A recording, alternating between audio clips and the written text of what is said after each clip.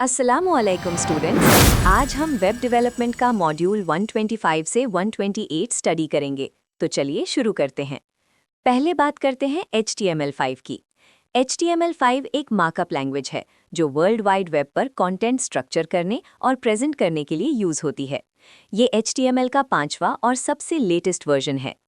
इस definition card में देखो, HTML5 को W3C ने 28 अक्टूबर 2014 को ऑफिशियली पब्लिश किया।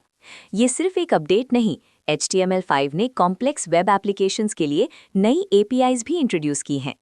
अब इस स्टेप्स में HTML की हिस्ट्री देखो। 1989 में टिम बर्नर्स-ली ने वर्ल्ड वाइड वेब इन्वेंट किया। 1991 में उन्होंने HTML इन्वेंट किया। 1995 में HTML 2.0 डिफाइन हुआ। 1997 में W3C ने HTML 3.2 रेकमेंड किया। 1999 में HTML 4.01 आया। 2000 में XHTML 1.0 आया। 2004 में WHTWG ग्रुप बना जिसने HTML को आगे बढ़ाया। 2008 में HTML5 का पहला पब्लिक ड्राफ्ट आया। 2012 में ये लिविंग स्टैंडर्ड बन गया और 2014 में W3C ने HTML5 को फाइनल रिकमेंडेशन डिक्लेयर किया।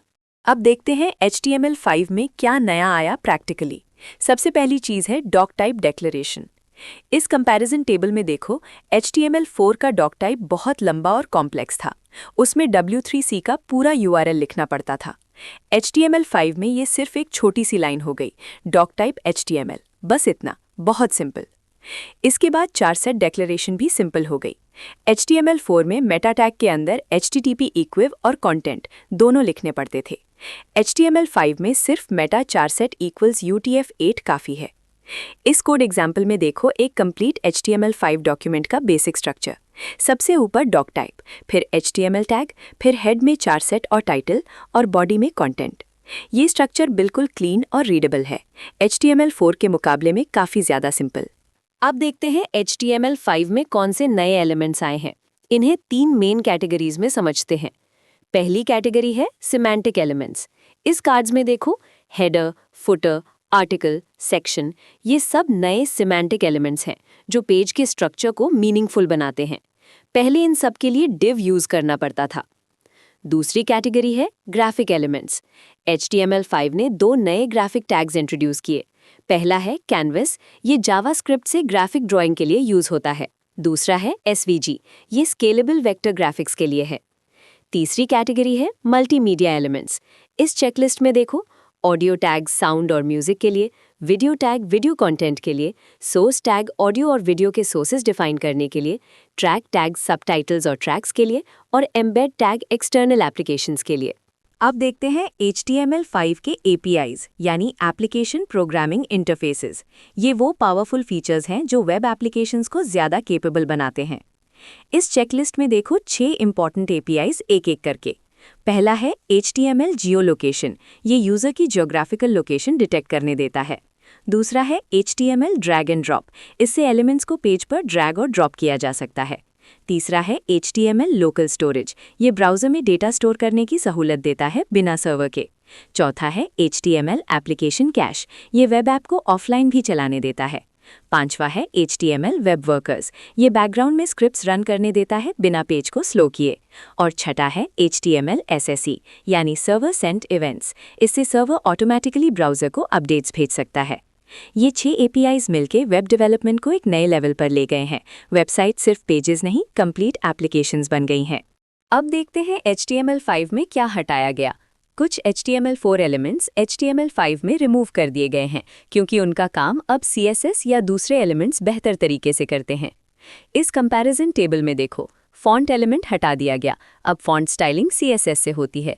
बिग एलिमेंट भी गया, CSS से साइज कंट्रोल करो। सेंटर एलिमेंट भी रिमूव हुआ, CSS से सेंटरिंग करो। स्ट्राइक भी हटा, CSS टेक्स्ट डेकोरेशन यूज करो। TT भी रिमूव हुआ, CSS फॉन्ट फैमिली से मोनोस्पेस अप्लाई करो।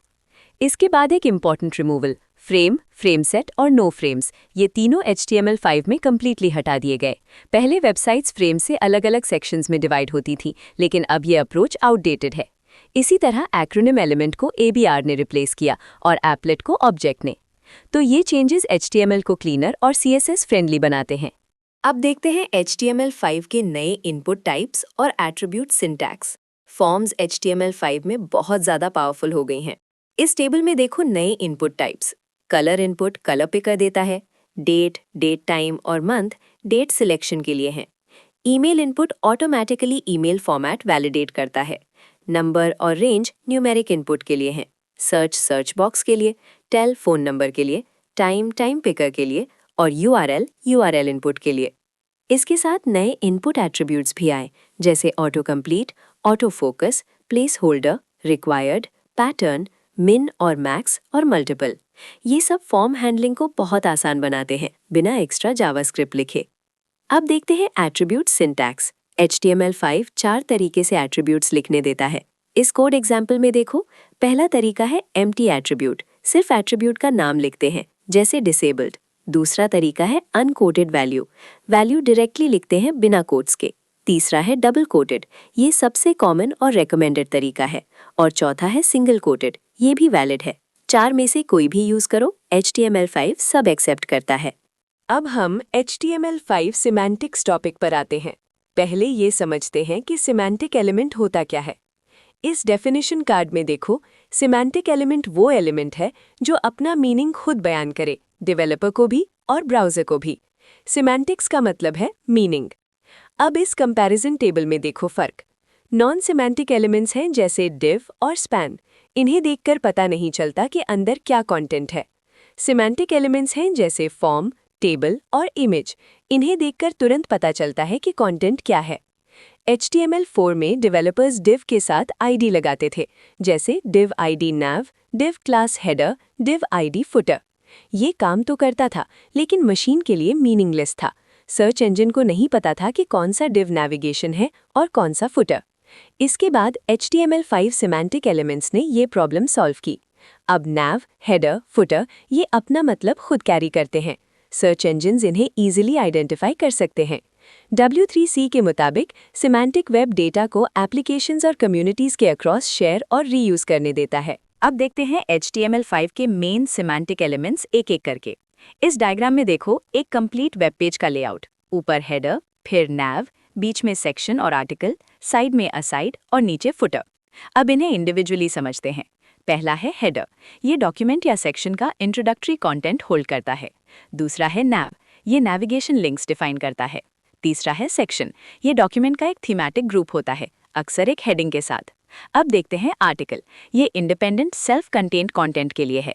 ऐसा कंटेंट जो पेज के बाकी हिस्से के बिना भी सेंस मेक करे, जैसे ब्लॉग पोस्ट, न्यूज़ आर्टिकल या फोरम पोस्ट। इस कोड एग्जाम्पल में देखो, आर्टिकल टैग के अंदर हेडिंग और पैराग्राफ्स हैं। ये कंटेंट अपने आप कंप्लीट है। इसके बाद है असाइड, ये साइड बार जैसा कंटेंट होता है जो सराउंडिंग कंटेंट से रिलेटेड हो लेकिन मेन कंटेंट का हिस्सा ना हो। फिर फिगर और फिक कैप्शन, ये दोनों मिलके इमेजेस और उनके कैप्शंस को एक साथ ग्रुप करते हैं, जैसे बुक्स और न्यूज़पेपर्स में होता है। और फुटर, ये डॉक्यूमेंट या सेक्शन के बारे में इन्फॉर्मेशन रखता है। तो ये सब सिमेंटिक एलिमेंट्स मिलके एक वेब पेज को सिर्फ विजुअली नहीं, स्ट्रक्चरली भी मीनिंगफुल बनाते हैं, डेवलपर्स के लिए, ब्राउजर्स के लिए और सर्च इंजिन्स के लिए। तो आज हमने मॉड्यूल 125 से 128 में HTML5 का इंट्रोडक्शन और हिस्ट्री, नया डॉक टाइप, नए एलिमेंट्स और APIs, रिमूव्ड एलिमेंट्स, नए इनपुट टाइप्स, एट्रीब्यूट सिंटैक्स और HTML5 सिमेंटिक एलिमेंट्स डिटेल में कवर किए। HTML5 ने वेब डेवलपमेंट को एक नया डायमेंशन दिया है। अल्लाह हाफिज।